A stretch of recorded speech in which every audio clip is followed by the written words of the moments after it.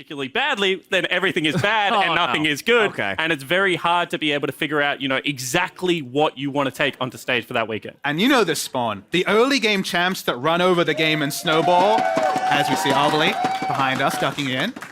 Get that FlyQuest time in, Obli. Appreciate it.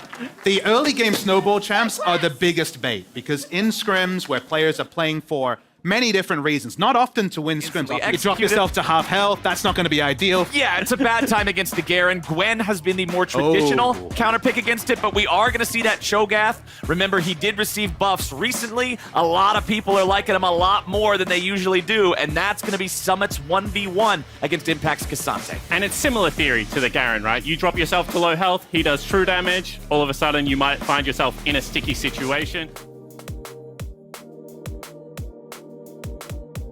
Hey, look at that. We already got praise for you guys. Papa Smithy and Spawn on LCS. Hell yeah. Bottom lane 2v2 is already getting a little dirty as Prince and Ayla are trying to shove Yon and Core JJ back.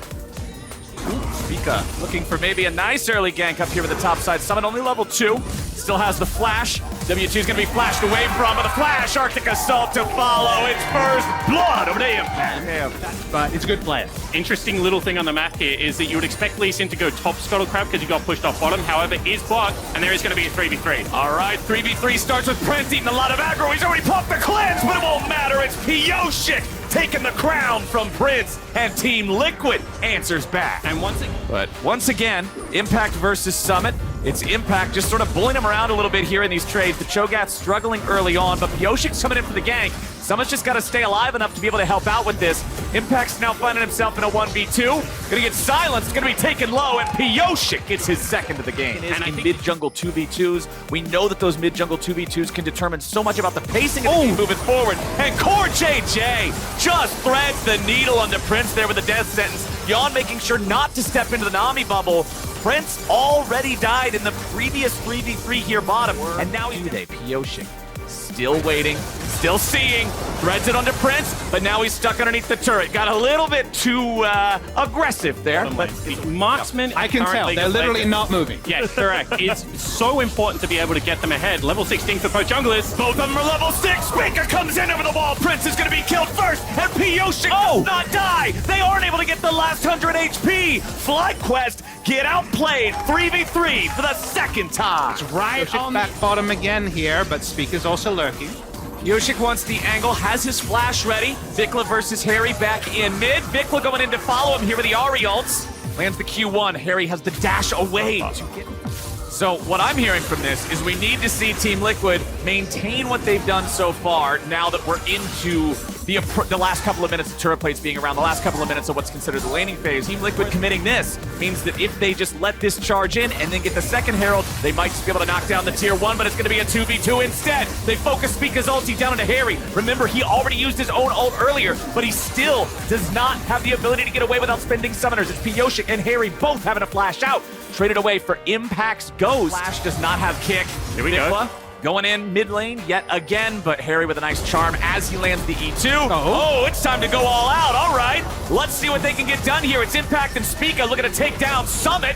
The Rupture buys a moment longer, but they can't get him in range for a feast. It was on cooldown anyway. Become obviously not going to be the same level of burst. Prince steps up. Prince just dashed in. I don't know what in the hell the boy was thinking, but he's not thinking anything more for the next 23 seconds. He's dead in the dirt. FlyQuest coming in, seeing if they might be able to get something back off of this. Vikla's back in mid lane. The Silas is not here. Team Liquid are forcing FlyQuest away.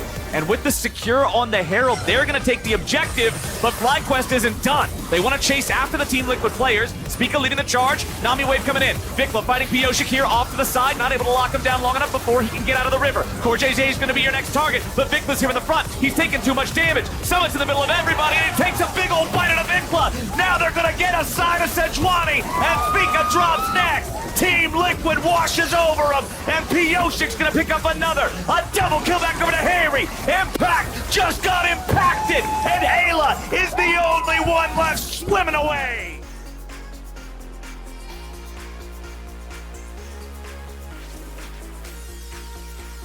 Thresh in position to disconnect the team fight. Looking at the goal done, and my boy. Nearly 4,000 damage in that team fight on the Ahri for Harry in the mid lane. Now back up in top, dealing with Vikla in the 1v1 still. Still that plus 30 CS that we were talking about from the laning phase that largely got overshadowed because of the attention to the side lanes. Back here in bottom lane, Impact eventually might be able to wear Summit down, but this is the classic wet noodle fight between tanks. Jungler is coming. Impact does a good job, however, of buffering through the rupture, and he's got more boys coming more quickly. Core JJ tries to throw in a lantern, but the light is snuffed out. And Summit seems to be very much playing there is only one jungler, and I will die to him a couple of times in the side lane. Well, both junglers have found their way topside this time. It's Vikla just being erased. Now we're going to reinforce both sides with the top laners joining with the Unleashed teleports, but FlyQuest is there only in time to retreat. It's another kill going the way of Team Liquid as FlyQuest mounts a counterattack, targeting the Cho'Gath. He is very, very tanky. Even on the front line, they're not going to do anything to him. Team Liquid arrives with some backup, and Yon got the green gun to go in from a long way away. Spica gets dropped by the Sonic Wave, and Pyosik picks up another kill on this world champion performance we're seeing out of his Lee Sin here. Goes in, almost gets something, but hey, the kick already got used before. Pyosik is the man to watch for the playmaking. Core JJ right next to him all game long. Pyosik goes godlike and then goes golden to drop the aggro. Team Liquid pick up the kill on Ayla, so the enemy support's dead for 25 seconds. Impact. The mentor was too strong for the student there. Obviously, the Core and Ayla story is an interesting one in of itself. TPs were used. They have a lot of Baron secure through TL, but it's not going down that fast. FlyQuest go over the Hex Gate to find themselves on the other side of the pit.